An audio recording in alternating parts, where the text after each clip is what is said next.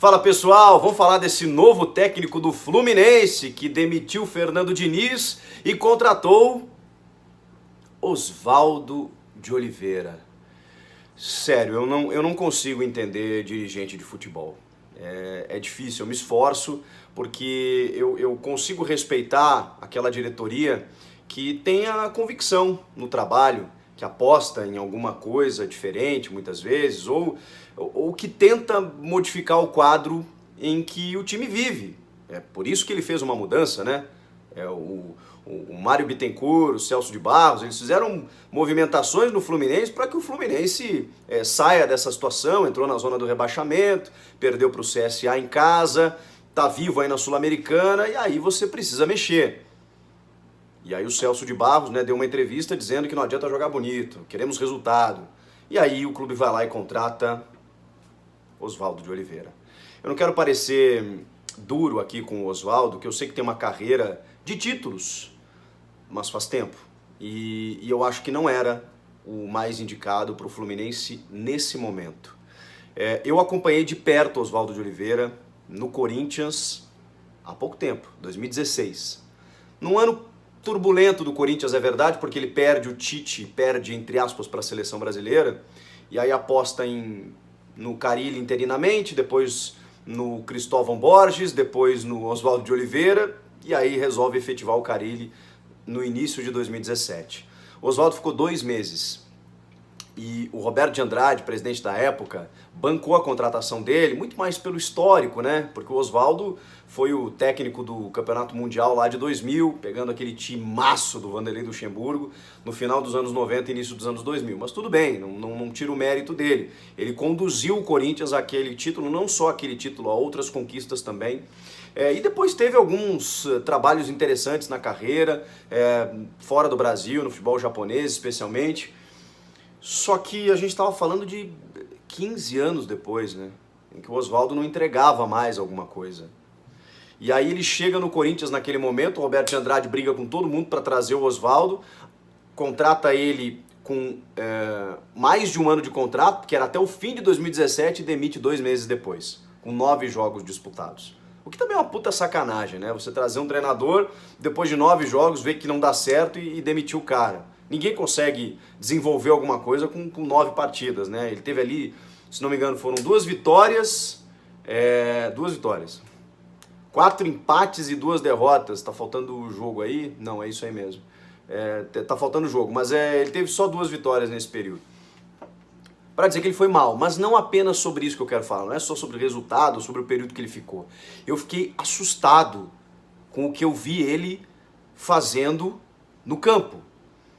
Ele, em novembro, ele chegou ali, outubro, novembro, no Corinthians, e ele dava coletivo de 2 horas.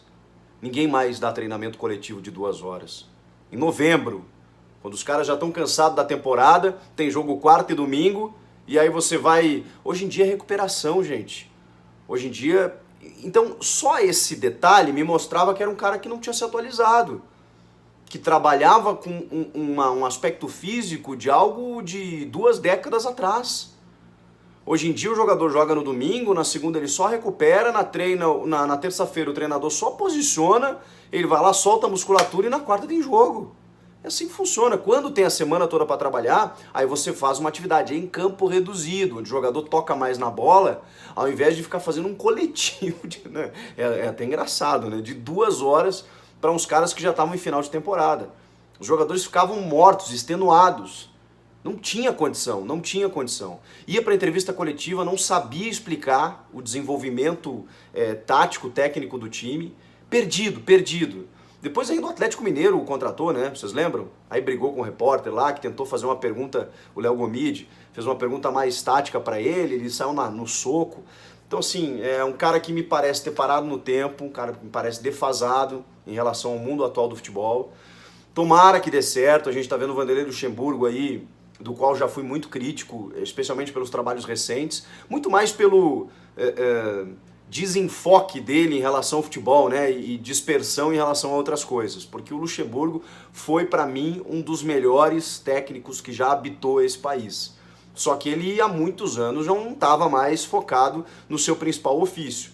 E no Vasco a gente está vendo, ele com um material humano aquém das equipes que ele já trabalhou, no discurso ele consegue motivar os caras e tá entregando um bom trabalho. Tomara que o Oswaldo faça isso no Fluminense, mas assim, gente, meu amigo tricolor, não é a tendência, não é a tendência. E eu não consigo entender você trocar o Fernando Diniz pelo Oswaldo de Oliveira. Por que não deixa o Marcão, alguns jogos que fosse? Pô, o cara da base, o cara auxiliar, conhece o clube, o Galo fez isso com o Rodrigo Santana, o Inter fez isso com o Odair Hellmann, o Corinthians com o Fábio Carille, inúmeros casos. Por que não deixar um auxiliar ali algum tempo? Eu sei que o mercado tá difícil, o Abel recusou, o Dorival também, o time queria um medalhão, né? A condição financeira do Fluminense não é essa.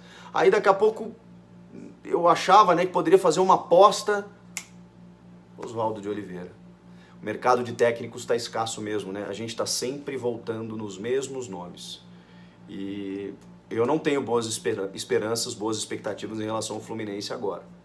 Que tem bons valores, já falei sobre isso. Tem um time interessante, que daria para tirar muito mais daquilo que a gente está vendo. Com o Oswaldo eu não acredito. Quero saber o que vocês acharam, hein? Torcedor, você que já teve o Oswaldo de Oliveira no seu time, qual a recomendação que você faz aí para o torcedor do Fluminense? Deixa aqui embaixo no comentário. Quero ouvir vocês. E ó, te inscreve no canal, é muito importante que você se inscreva para a gente produzir conteúdo todos os dias. Tamo junto, até a próxima.